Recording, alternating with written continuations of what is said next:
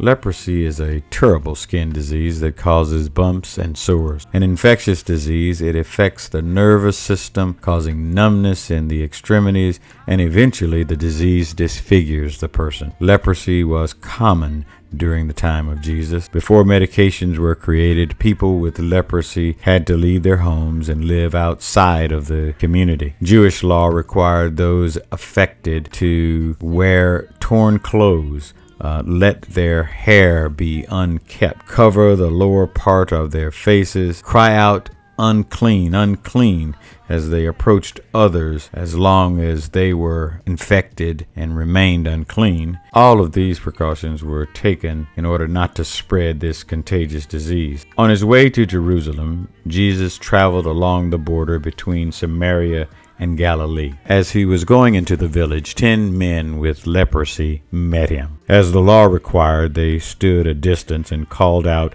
in a loud voice, "Jesus, Master, have pity on us." These men were desperate to be healed. They called out to Jesus because they believed he had the ability to heal them. By using the term master, the lepers showed that they believed he had the authority to heal them. A person only calls someone master when he was willing to submit himself to the control of that person. Modern Christians, unclean from our sin, are to put ourselves under the control of Jesus, who is the only one able to cleanse us. We must submit to Jesus by following his commandments. Jesus looked at the 10 and said, "Go, show yourselves to the priest." Strangely enough, they were still infected, but the 10 obeyed Jesus. The 10 were cleansed of their leprosy on their way to see the priest. Jesus could have cured them on the spot, but he told them to go see the priest. According to the law of Moses, each person with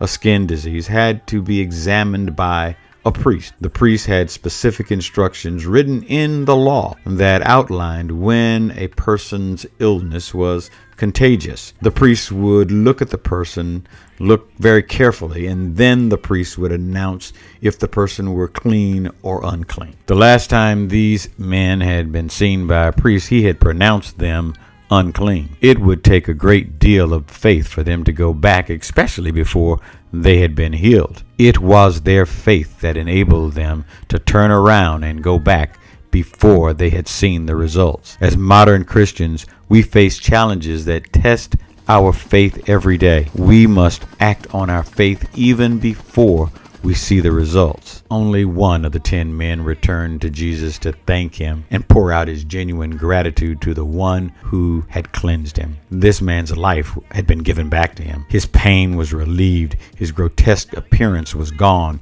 His isolation was over. He praised God in a loud voice and threw himself at Jesus' feet in thanksgiving. Jesus remarked, though, "Where are the other 9 who had not returned?" The one grateful man was a Samaritan. Because Jesus called this one foreign, we can assume that the others were Jews. Samaritans were mixed breeds, looked down upon by Jews. But Jesus said, "Rise and go. Your faith has made you well." Some of us spend our days announcing our grievances rather than announcing our gratitude. As modern Christians, we must not only feel gratitude inwardly, but we must show gratitude outwardly. When we show our gratitude to God, others learn of his greatness and are drawn to him. When we express our gratitude to a servant of God who has helped us, you fight the evil forces that question, why should they do this?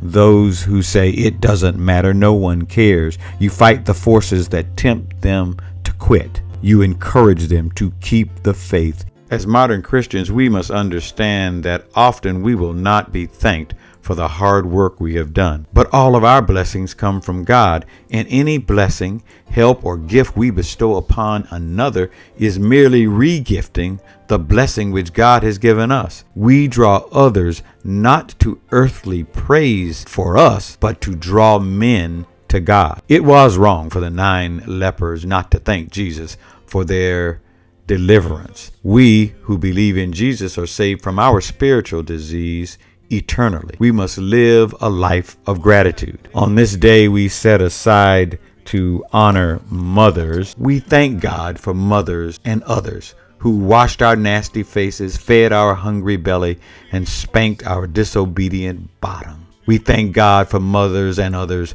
who stayed up to feel our forehead to see if the fever had broken, stayed up working on school projects or reading to us, even though they did not understand them, and those that stayed up praying for us to come home from places they told us not to go. We thank God for mothers and others who worked hard for $3.35 an hour, scrimped hard to feed their family and a few others with nothing but love and leftovers, and those who made hard sacrifices and brought 1/10 of their meager yield to God's storehouse. We thank God for mothers and others who praised God when all the air conditioner they had was a funeral home fan or a folded piece of mimeograph paper, who felt the Spirit move even when the wood stove would heat only the first 3 pews, and those who sang the hymns of Zion when the piano needed tuning ever since the other church had given it to us. We thank God for mothers and others who taught us when we were too ignorant, prayed for us when we were lost, and those who lifted us when we had fallen and were too foolish to get up. Today we pause and just say thank you. That's the lesson for today. You all have a great week. Bye. Happy Mother's Day.